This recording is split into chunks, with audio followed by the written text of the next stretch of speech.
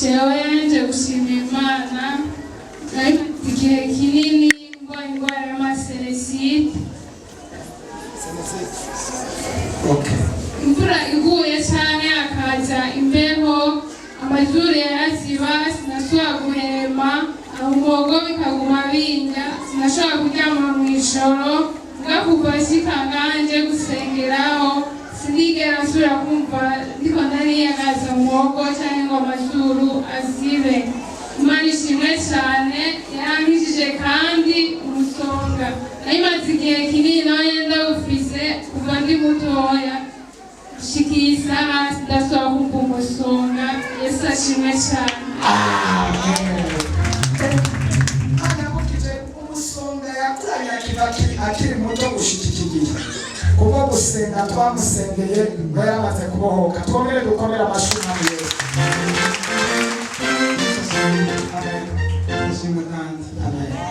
Nari ngwagukuru cyane yarasanzwe bari turavuga kuri radio baruka ikuguru nari ngwagukuru nari turavuga kuri radio sinziye nagiye gufata kumwanje uravuga ati umuntu asinzwe arashoye kwa yoga cyandaki ndacyo kunyema cyase ati nanjye mani bashimira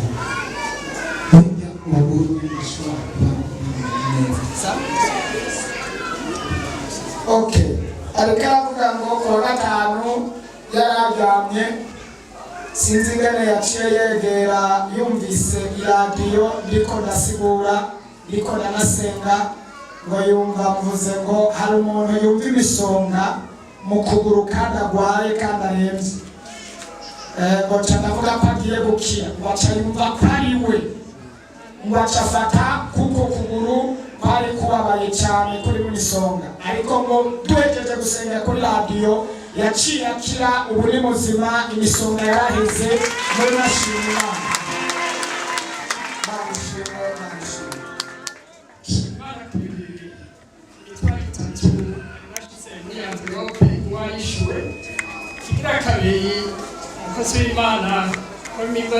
Imana muciyeho amare ko singare gusenga abadayimoni bakabirukana ijoro hano kwishengero ariko byiboneye n'abantu baza kwashizwa no kwishengera maho umwe yarafashwe bamusengera n'agenda ubwo hageze igihe bose bagenda basigaye ndavuga ni satani cyo turanga ndafise ingane nawe ikorera kabisa turanga no kudayimoni n'ubwo bandi bagiye naho ushaka ugacana kukumaka nuko barabagaza amaraso Yesu Kristo amanuka gutagerageje ngo biwe hose aho nabatuza gutyo irente mikere zosi arenzi kumachuko ndavuga satani nareshi niko urakugenda tugende umisage ndabo tumaze kubaza amaraso Yesu Kristo nuko bataruhebuka abamuzima atorubwenge amasengesho y'ijoro kandi cyari barasenga kugira ngo bukeye abera Imana bakora zeshi ntayo kwera yiyeje kubana